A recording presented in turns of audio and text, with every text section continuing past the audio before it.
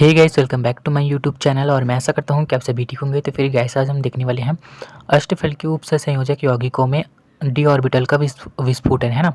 विस्फोटन को विपाटन भी कहते हैं। तो फिर चलिए देख लेते हैं कि क्या होता है स्प्लिटिंग, है ना। तो फिर सबसे पहले तो ऑक्टाहेड्रल कॉम्प्लेक्स किस प्रकार से होता है वो हम देख लेते हैं, ठीक है। तो फिर ये ऑक्टाहेड्रल कॉम्प्लेक्स का डायग्राम है गाइस।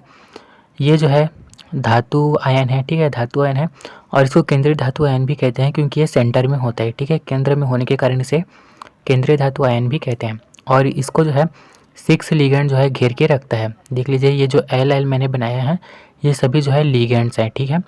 और जो केंद्रीय धातु आयन है गाइस वो धनात्मक प्रकृति का होता है और जो लिगेंड्स है वो ऋणात्मक प्रवृत्ति का होता है।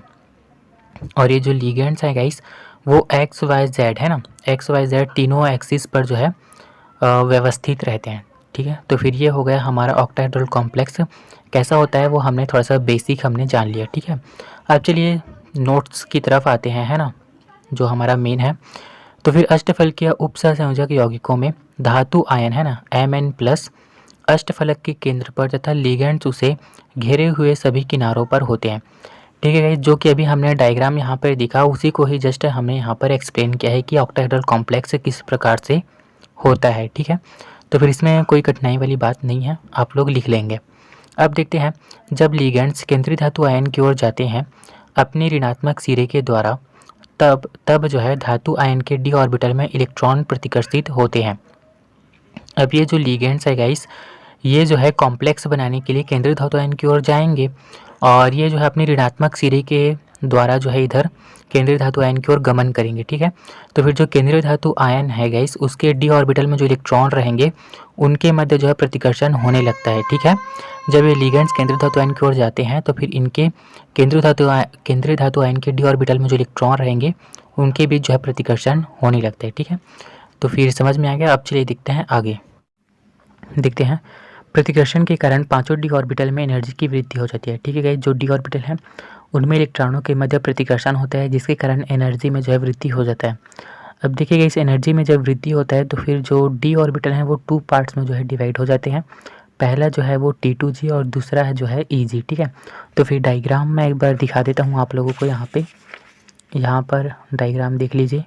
यहाँ पर एनर्जी ऐसे बढ़ रहा है और ये केंद्रीय धातु आयन के डी ऑर्बिटल है। लिगेंड जब पास में आता है तो फिर ये इनकी एनर्जी जो है बढ़ जाती है। फिर इनके इलेक्ट्रॉनों के बीच प्रतिकर्षण होता है जिससे 2 पार्ट्स में जो है डिवाइड हो जाता है। पहला जो है EG और दूसरा है T2g।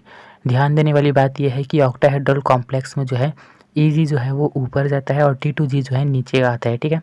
ये बहुत ही इंपॉर्टेंट टॉपिक है इस EG जो है वो ऊपर आता है ऑक्टाहेड्रल में और T2g जो है नीचे आता है, ठीक है। तो फिर इतना ध्यान देना है।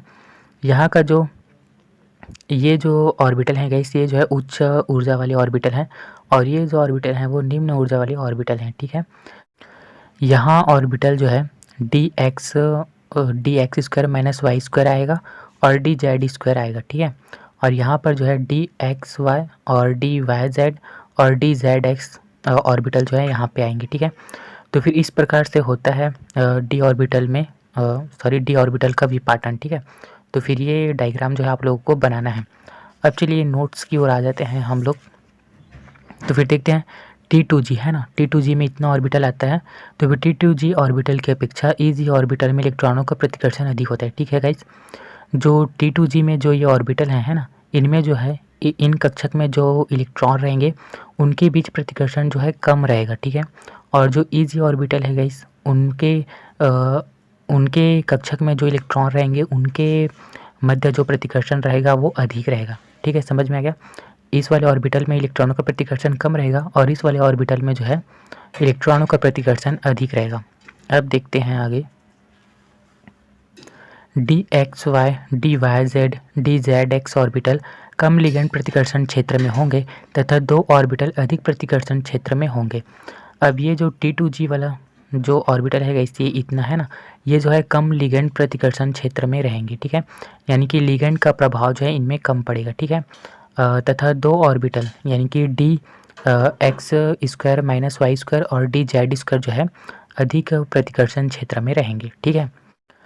इस कारण डी ऑर्बिटल जो है 2 पार्ट्स में जो है विभाजित हो जाता है, ठीक है। तो फिर इस प्रकार से जो है डी ऑर्बिटल 2 पार्ट्स में डिवाइड हो जाता है।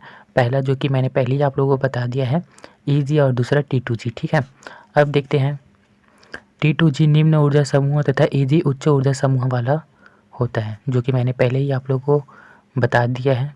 अब देखते हैं T2G तथा Eg ऑर्बिटल के मध्य एनर्जी के अंतर को जो है डेल्टा नॉट या 10dq से प्रदर्शित करते हैं, ठीक है गाइस। एक बार डायग्राम और देखते हैं। यहाँ पर देखिए, यहाँ से यहाँ तक की जो एनर्जी है वो है 0.6 डी डेल्टा नॉट, ठीक है।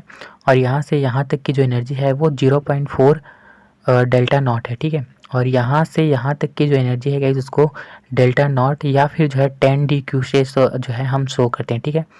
यहाँ पर ऐसे 10 लिख देना, ठीक है। 10dq दोनों में से कोई एक लिख सकते हो। तो फिर यहाँ से यहाँ तक का जो अंतर है वो 10dq है, ठीक है। यानी कि उसको 10dq से शो करते हैं। इस एनर्जी को जो है क्रिस्टल क्षेत्र विपाटन ऊर्जा कहते हैं, ठीक है। तो फिर ये जो एनर्जी है गाइस 10dq है ना, इसको जो है क्रिस्टल क्षेत्र विपाटन ऊर्जा कहते हैं। क्या बोलते हैं, ये जो है ऑर्बिटल के विपाटन होने के कारण उत्पन्न हुआ है, इसी वजह से इसको क्रिस्टल क्षेत्र विपाटन ऊर्जा कहते हैं। तो फिर इस प्रकार से जो है डी ऑर्बिटल में है ना ऑक्टाहेड्रल कॉम्प्लेक्स में जो है विपाटन होता है, स्प्लिटिंग। तो फिर आई होप ये वीडियो आप लोगों के लिए हेल्पफुल हुआ होगा। अगर हुआ है तो फिर प्लीज़ वीडियो को लाइक और चैनल को सब्सक्राइब करेंगे। ओके, थैंक यू गाइस मेरे वीडियो को वॉच करने के लिए।